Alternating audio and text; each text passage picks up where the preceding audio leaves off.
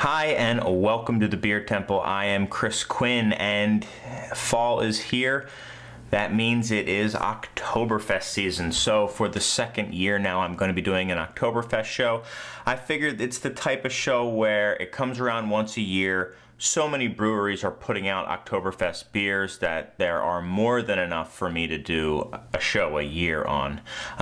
So that's what I did. I think last year I had Sam Adams, Eyinger, and a couple others that I don't quite remember right now. But the cool thing is you can go on the site and just do a search for Oktoberfest and it should come up. I think I have it tagged with the OCT and OKT version, both the English and the German spellings. So yeah, that's one thing that is kind of easier to do from the site. You can just kind of go into the search bar and search for any sort of style, and anytime I've reviewed a style of beer like that, you know, I'll tag it so it'll be able to come up. So you can look at last year's, look at this year's, and kind of see how they compare. So Oktoberfest beers.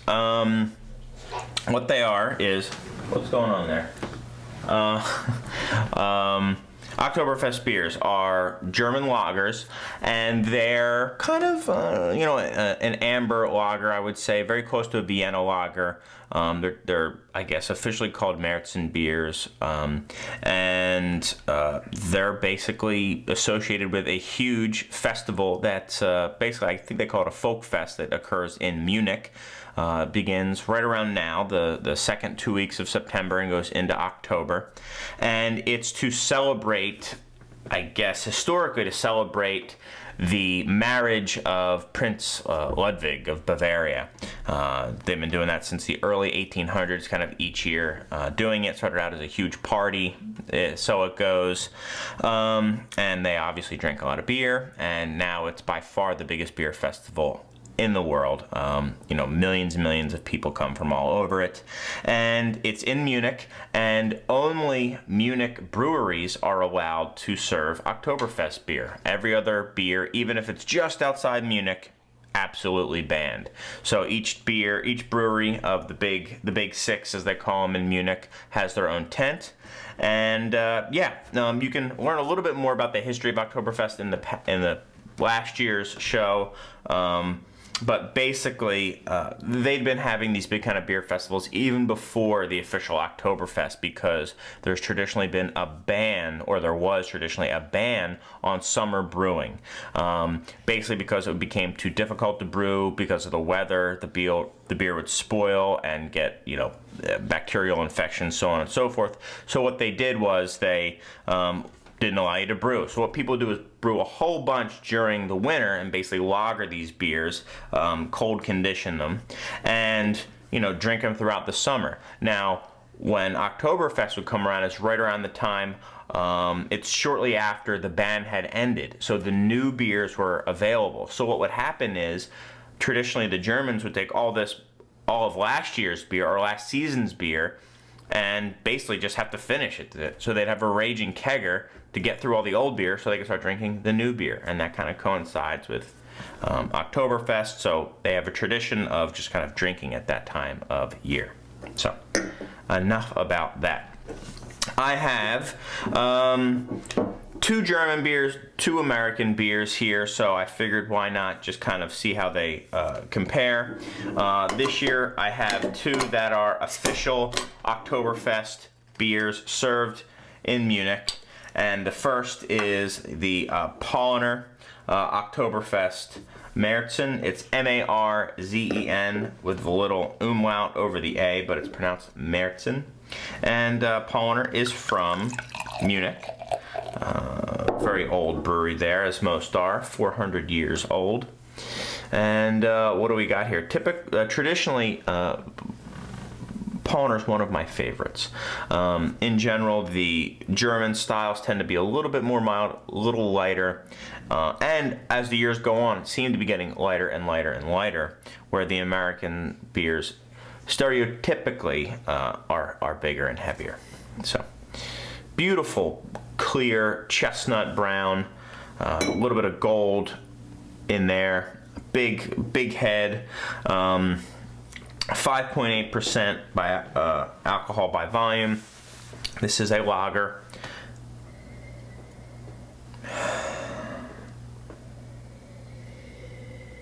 Okay, so it's kind of got a nice light nuttiness to it, hints of kind of like bread crust. Absolutely no hops that I can detect. Yeah, pretty clean, like a kind of a dark, crunchy bread, and a distinct nuttiness.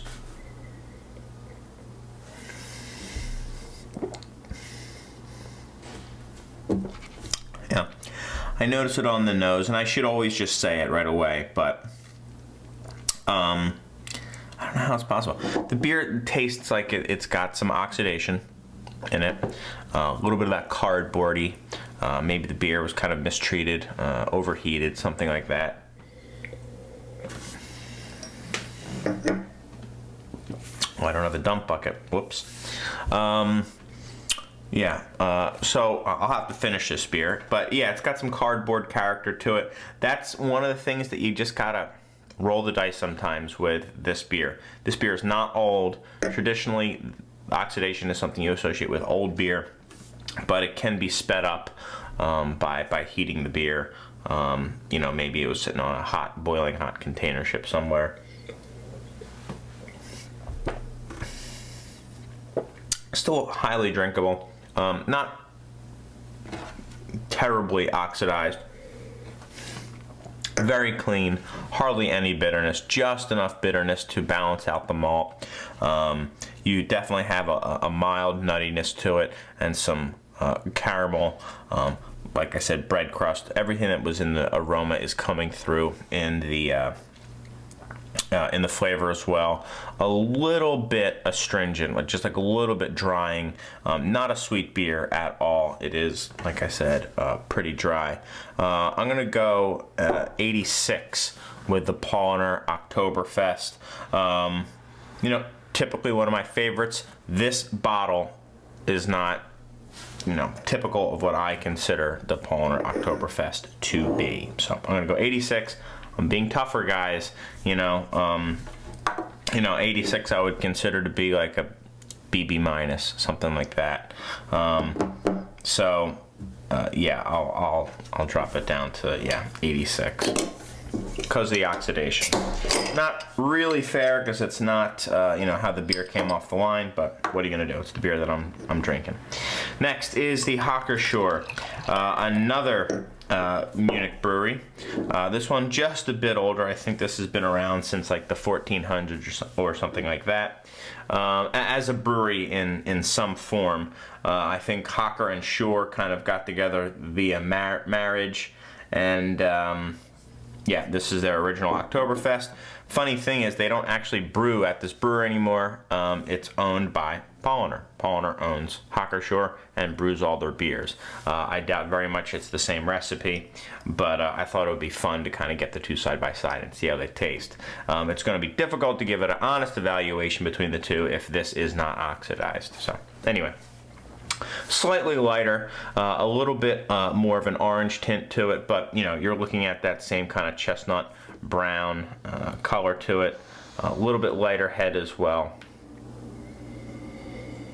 All right. Very clean nose, very mild. Got the airplanes flying by. And just a very like a mild melanoidin nose to it, which oftentimes people associate with bread crust. Not getting that same nuttiness or the caramel. Just very clean, kind of bready nose. Again, no hops or anything like that.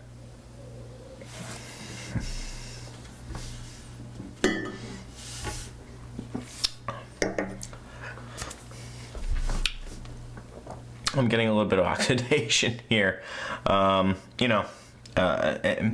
Maybe it's not oxidation. It just seems like this beer's been beat up on a little bit. And people, you may have heard that people say lagers are so hard to brew. because any defect, any flaw shows through because they're so light. And this isn't a brew house defect, it's kind of a post-packaging defect, but it shows through. You don't have all those huge malts and huge hops to hide this. This amount of oxidation in an IPA or a stout would never be noticed, but with such a clean beer, it comes through. Lighter than the Paulaner, a little bit well, not quite as astringent, has kind of a cleaner finish to it, doesn't dry your mouth at all. Again, no bitterness, a very, very balanced beer here.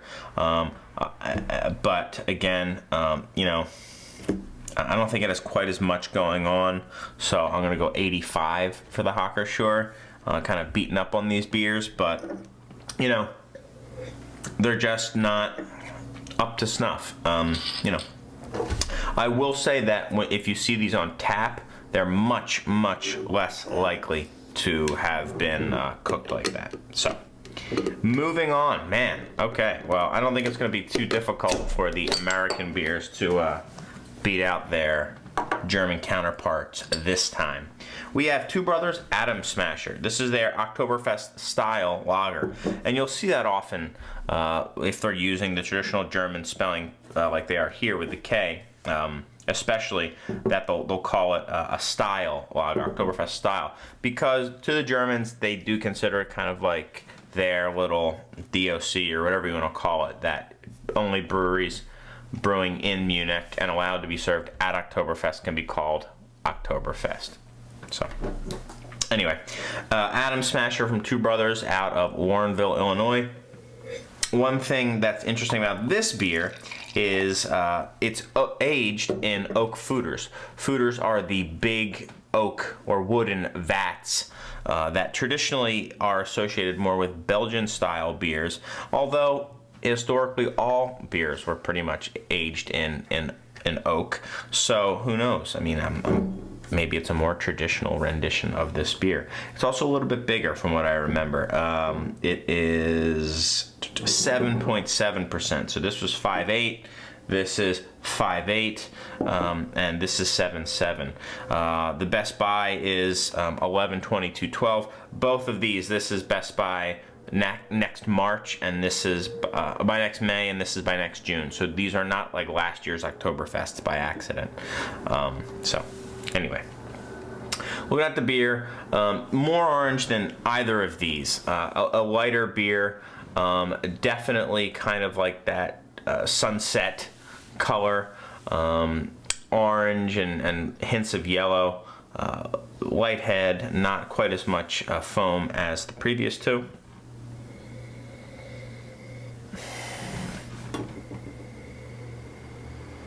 Interesting. This has a much more caramelly nose. Very clean as well. I'm not getting any oxidation, which is nice. And mild. Almost a hint of like a floral note as well. Yeah, maybe that's coming from the oak, although that would be kind of odd. I'm not picking up a ton of oak here. Actually, I'm not picking up any oak right now. Just kind of a sweet caramel and like a little like flowery, perfumey something.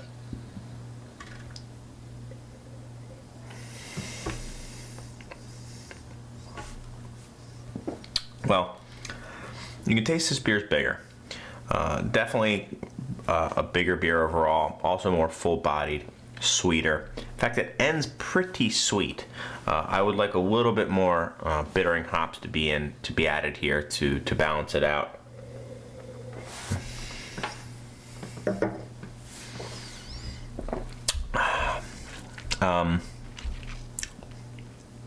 Yeah, toffee, not the most complex beer in the world. I don't get that kind of bready melanoidin that I'm getting from the German ones, probably because they're using different malts.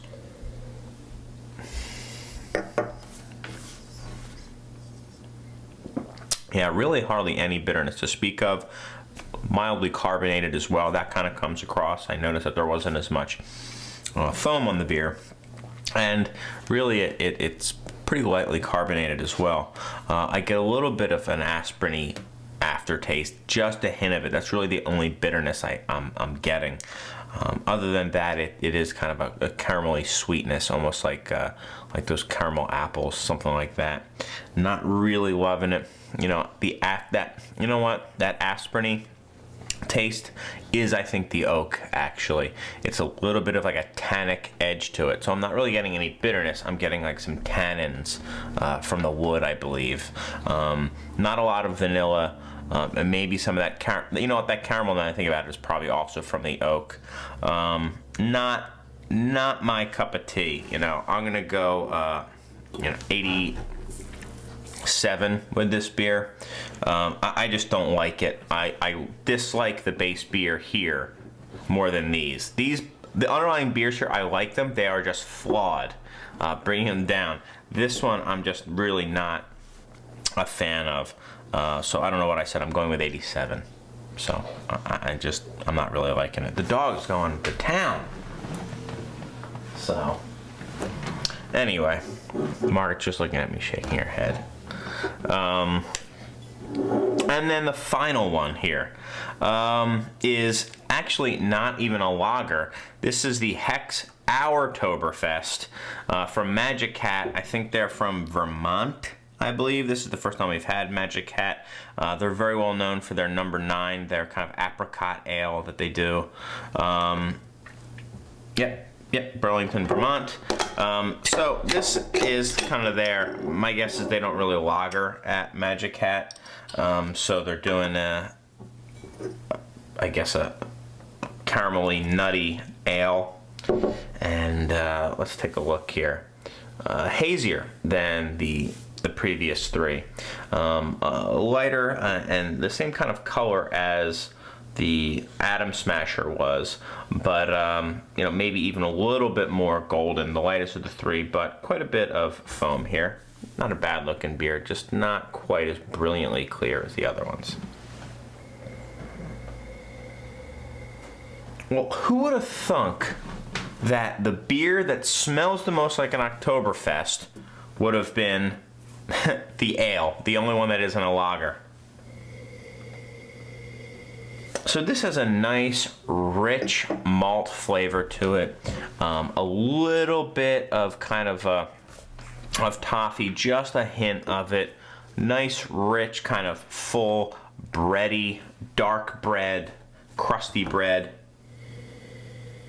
There is a little bit of fruit note to it. I mean, this is an ale, so I do get some kind of like an apple-y quality to it, or maybe... Yeah, I'm gonna go apple. That caramel and the apple kind of go together. So I'm getting just a hint of that. Not really off-putting and very mild. I mean, really the malts here are playing the lead role, as they should in anything that's even closely spelled like Oktoberfest, and our Oktoberfest is like that. So.